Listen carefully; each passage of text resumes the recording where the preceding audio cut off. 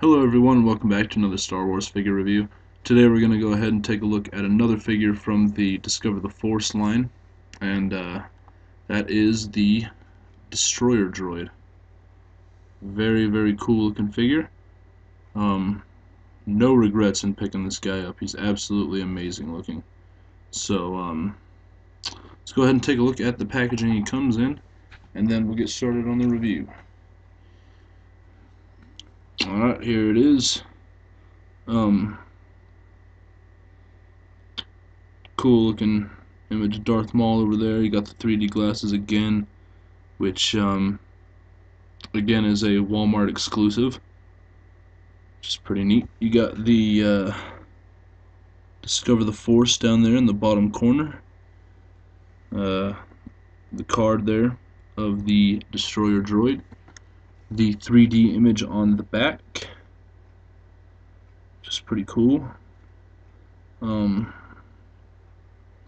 See, you got more figures there, and short little description of the galactic battle game. And I will go ahead and read from the back. Destroyer droids charge into battle on Naboo. Also known as droidekas, these deadly droids roll into position, then spring open to reveal weapon-laden arms. The Gungans and the Jedi fight them during the invasion of Naboo. So there it is one more time, the packaging. Okay, let's go ahead and get on to the figure. And here's one more accessory that I forgot to grab. Put that over here for now. Okay, so the figure. Very cool looking figure. Absolutely great resemblance to the Destroyer droids. Like I said, absolutely no regret in picking this guy up, as he looks absolutely fantastic. Great looking colors up there on the top. He's kind of got the bronze or whatever brushed off on the sides, which is way cool looking.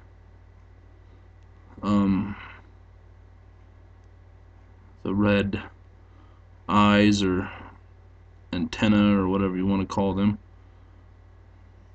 These are removable, which is kind of neat. I just kind of had them on there for display purposes, but they just kind of give off the appearance that he's actually firing off his lasers, which is pretty neat.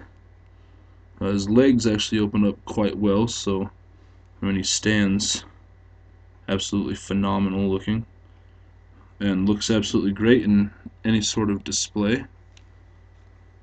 One thing I would have liked to see with this guy though is a gimmick, like maybe to where they could actually fold up into a ball and kind of roll them around like you see in the movies. It'd be really cool for like a diorama.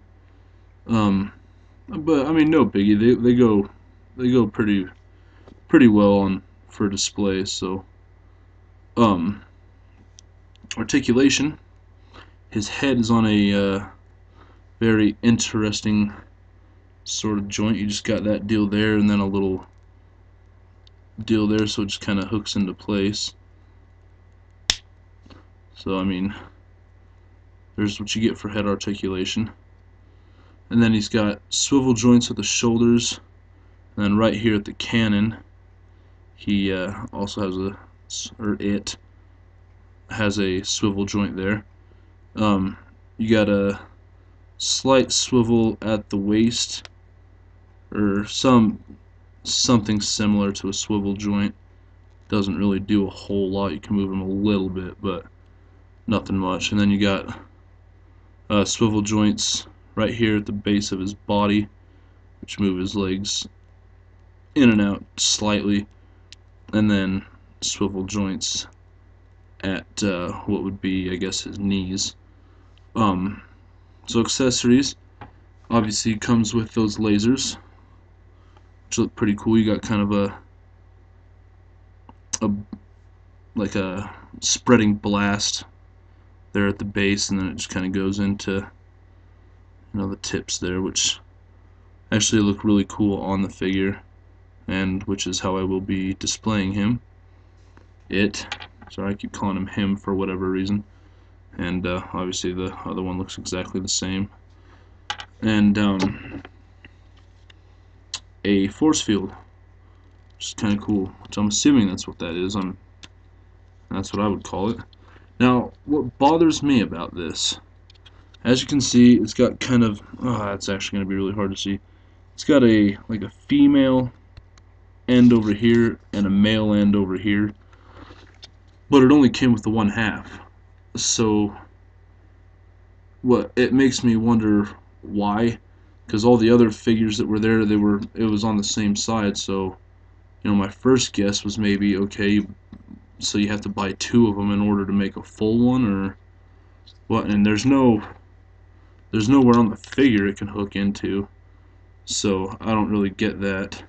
But I'm just gonna go ahead and set them down here and position the camera, so hopefully we're not really gonna be able to see that, but obviously you can just kind of set them up in display right there behind his force field, which is a cool little add-on. But like I said, I don't understand why they only made it a 1/2 of one. I mean, it stands fine, as you can see. I mean, it stands fine. So, if that's really for no reason, then why not just hack those off? Because it's really not doing anything. And like I say, it's got a flat bottom, so I mean, it stands up perfectly fine. But oh well, no biggie.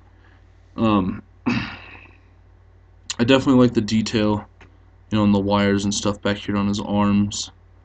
I can definitely see where they could get a little flimsy, but that's okay. He's kind of got some